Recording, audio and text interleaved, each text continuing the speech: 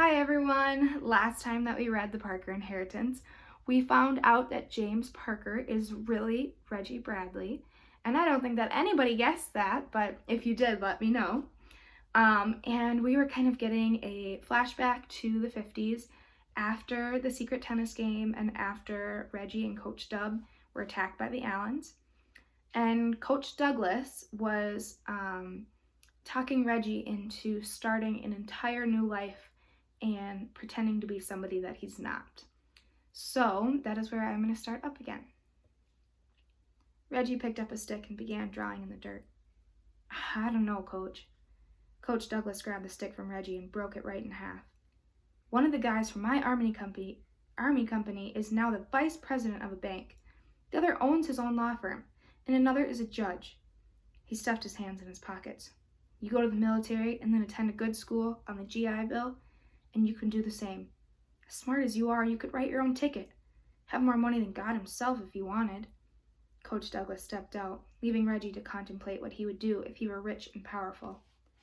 It didn't take long for him to figure it out. Reggie would use his money to impress Siobhan once and for all. He'd provide for her everything that she could ever want. He could already see himself, walking up to her, dressed in a crisp army uniform, a grin on his face, and a bouquet of roses in his arm. He shook his head then.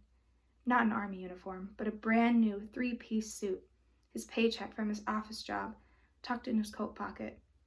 Or, instead of just working at the office, maybe he would even own the company. But he didn't limit his daydream to Siobhan. He would also get back at the Allens. A single eye wasn't enough to make up for what they did to him and Coach Dub, and what they threatened to do to Siobhan. They had to pay. Finally, Reggie stepped out of the barn and found Coach Douglas. All right, I'm in, Reggie said. How do we start? Although it was fairly easy to convince Reggie to go through with the plan, it was much harder to get Walter Hamilton to agree. He would lose his license if he was discovered, but that was the least of his worries. The idea of what those good old boys might do to Rita to exact their revenge made him break into hives. But although Rita was worried, she was also determined.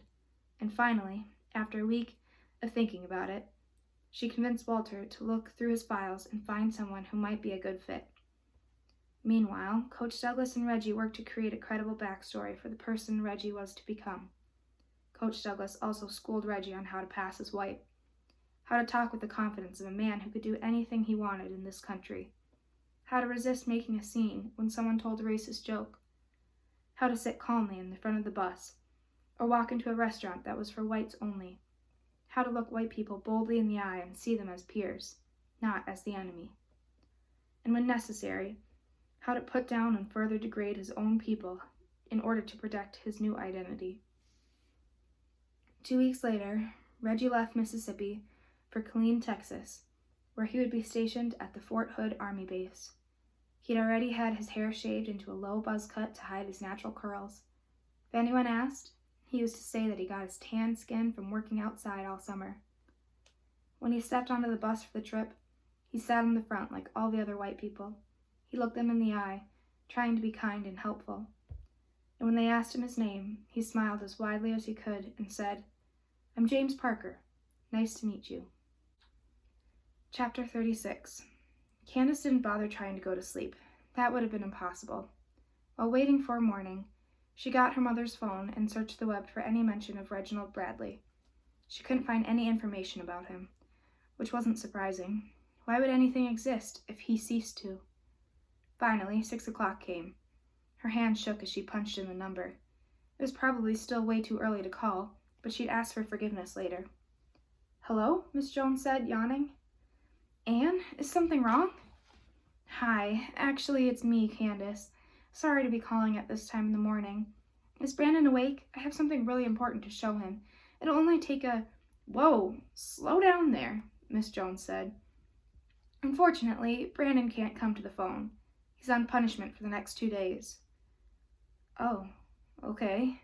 It took her a second to process this, and then another few seconds to formulate a response. "So I can't talk to him at all? Not even for a quick minute?" "I'll tell him that you called, sweetie. You can see him on Wednesday."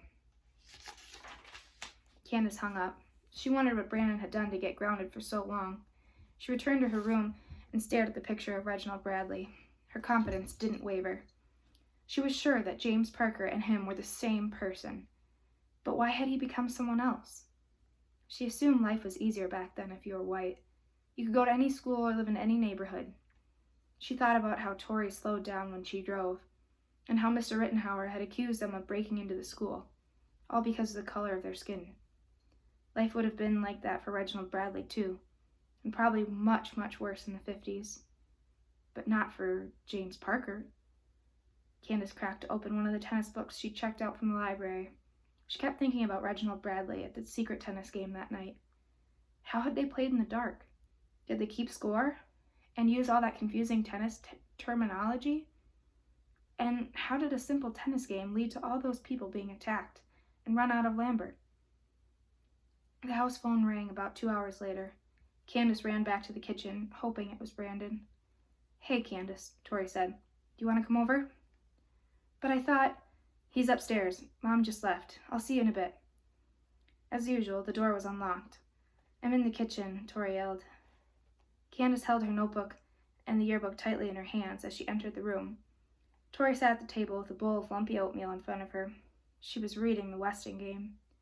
"Pretty good so far," she said, shutting the book. "Here's the deal. I don't know what you have to tell my brother, but it has to be really important to call here at 6 in the morning. So in exchange for an additional month of car washing, I've agreed to serve as an intermediary between you two." Candace sat down and opened the yearbook. "I think I found James Parker."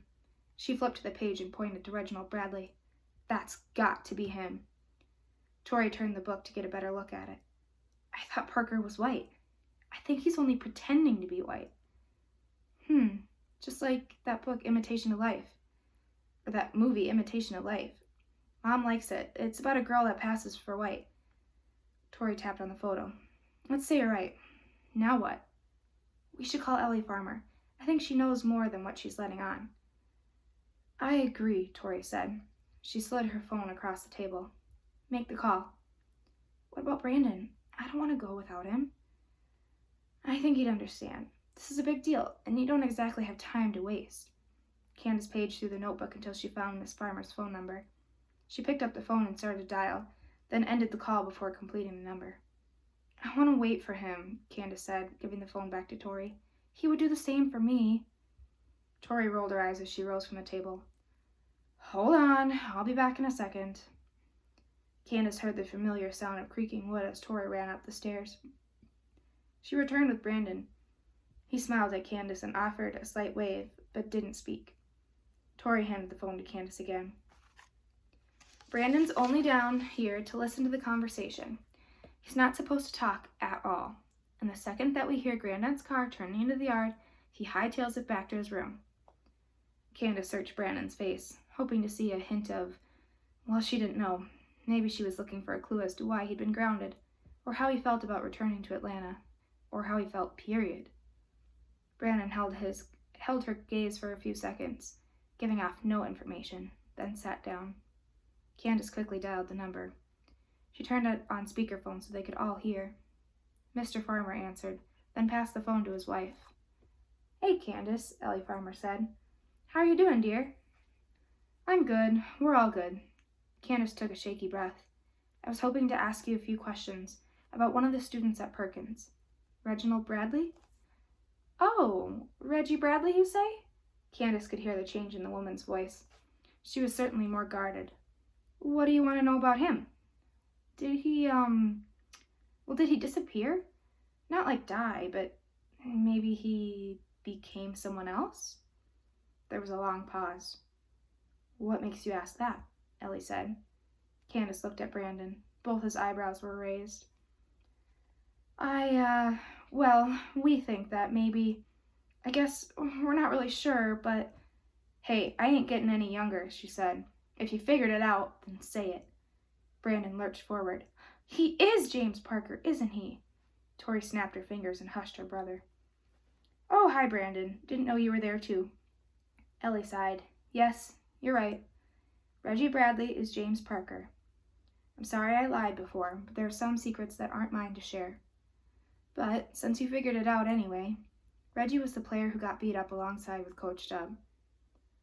Candace stared at the phone. She wished she were in front of Miss Farmer so she could see her face. Coach Douglas told us that Reggie had found a job in Georgia, she continued. And then a few months later, we heard that he died in an accident. We didn't think too much about Reggie after that. Life went on, you know. Can't spend forever grieving folks that are already gone. And he never came back home? Candace asked. Never saw his family again? Or his friends? Not as far as I can tell, Ellie said. Coach Douglas would check in on Reggie's grandmother. We were all worried about her, an old woman living by herself. He'd cover a few of her bills on months that she was short, but Lizzie Bradley was a tough old bird. She outlived just about everybody else her age. Didn't have any family, so I started dropping by Mount Carmel to visit her. This was years ago, back in the early 80s, when they didn't have a dedicated building for the seniors. Ellie coughed, then paused to take a sip of something. Candace hoped it was water, but was pretty sure it was something sugary and caffeinated. All right, where was I? Ellie asked. Oh yeah, when Reggie's grandmother passed away, me and some others pitched in to take care of her funeral. Turned out it had already been paid for by an anonymous donor. I didn't think much about it. Time passed, and then one day I received a $10,000 check for each of my grandkids, specifically to help cover college. I didn't know where it came from. Whoever had written the checks had made them impossible to trace. It wasn't until even later that I pieced it all together, when all the fuss started about donations to the school and church and such. One look at a picture of James Parker and I knew it was Reggie. It was the eyes. He always had funny eyes. And that is where I am going to stop. And I'm wondering what you think about why Reggie Bradley decided to write the letter and start up that big fortune and cause all this fuss with anonymous donors and such. Why do you think he did all of that? Even though he had a whole new life as James Parker, why do you think he brought up the past and wanted it to be remembered in the future?